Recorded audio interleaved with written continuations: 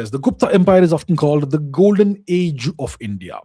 What policies in science, arts, and governance contributed to this prosperity, and could modern India replicate any of these? Thank you for your attention to this matter.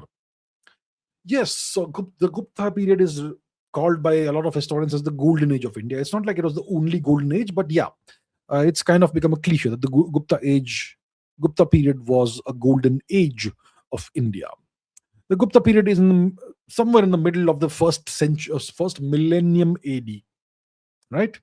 And the Gupta Empire emerged out of Magad, out of Patliputra, which is present day Patna in Bihar.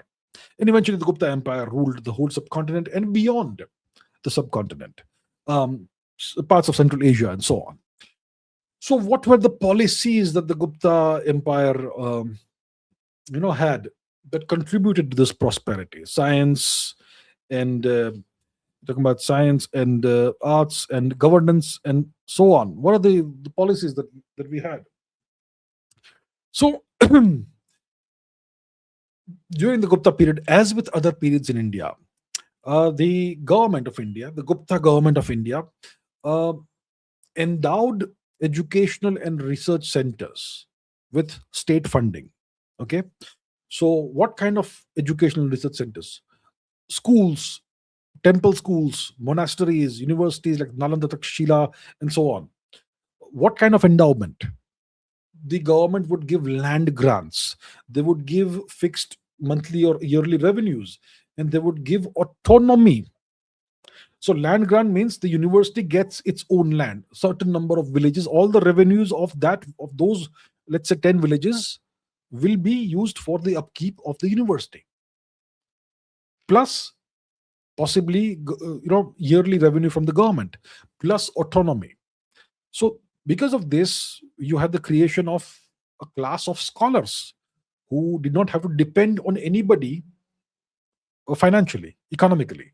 The university did not have to depend on anybody economically. It was autonomous. It had its own revenue, plus it got more revenue from the government. Right? So because of this, you had all these scholars who could focus their entire existence, their entire life on teaching whatever it is that they were experts in, whether it is mathematics, astronomy, medicine, whatever, right? So that was fantastic. That's a great policy that you have. When it comes to so there is science and also philosophy and all the academic disciplines. When it comes to arts, the royal court of the Guptas was an institutionalized cultural center. Some of the great Gupta emperors were Samudragupta, Chandragupta II, and so on. These great Gupta emperors maintained a court culture in which cultural exponents like poets, like musicians, like dramatists, and other literary scholars, etc., they received stipends, they received honors, they often received land grants, right? And this because of this policy, this caused the professionalization of these disciplines of high culture. Okay. um Chandragupta II, he had a gathering of 9 jewels, Navaratna, in his court. One of the Navaratnas of Chandragupta II was Kalidas, right? So this is another example of this policy of concentrating talent at court and giving it sustained support, right?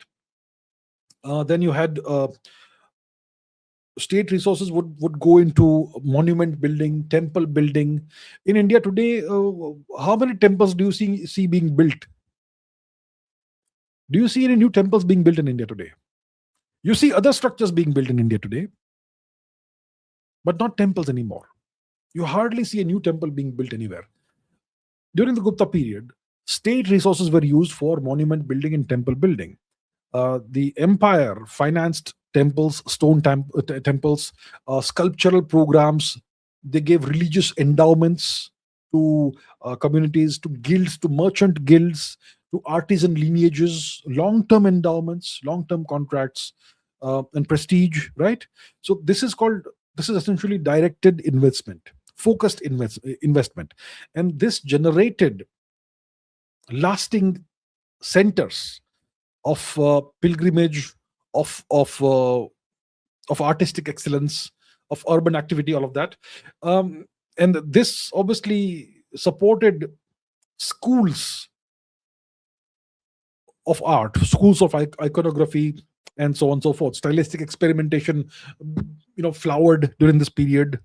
And these schools of art, like the Gandharan Gupta art and Mathura school of art, and so on, these eventually inspired the whole of India. They became pan-Indian models, right? So that is about arts. Governance. So during the Gupta period, you had very strong central rule, but you also had a lot of decentralization.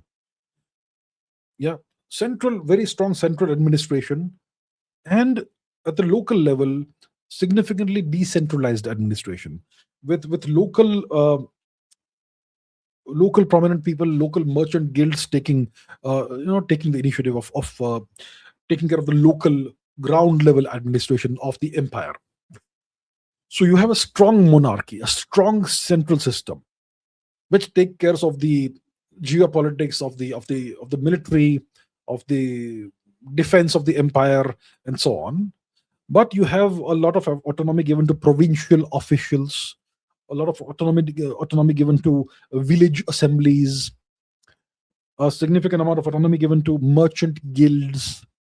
So, so these low-level structures, ground-level, grassroots structures, managed localized justice. They managed local trade rules. They managed the local infrastructure with obviously financial support from the empire, from Patliputra or Mathura, wherever it was eventually, right? So this caused a great flowering, efflorescence of trade and so much more in the empire, in India. This encouraged long distance trade. It made it easier for surplus money to be reinvested in infrastructure, in roads, irrigation, temples, civic buildings, so much more, right? So it was a very good system, and that's the kind of system we had for the longest time in India. Decentralization plus strong centralization whenever you had great empires, and that's what the Gupta empire also did, and it was fantastic. So can modern India replicate any of these things? In a democracy, we can't replicate any of this. Won't work in a democracy. You need a return to dictatorship for this to happen. Imperial dictatorship. So yeah, that's kind of some of the policies. There's so many more policies that you can speak about from the Gupta era, but that will take hours. So yes, a little bit of science, arts, and governance.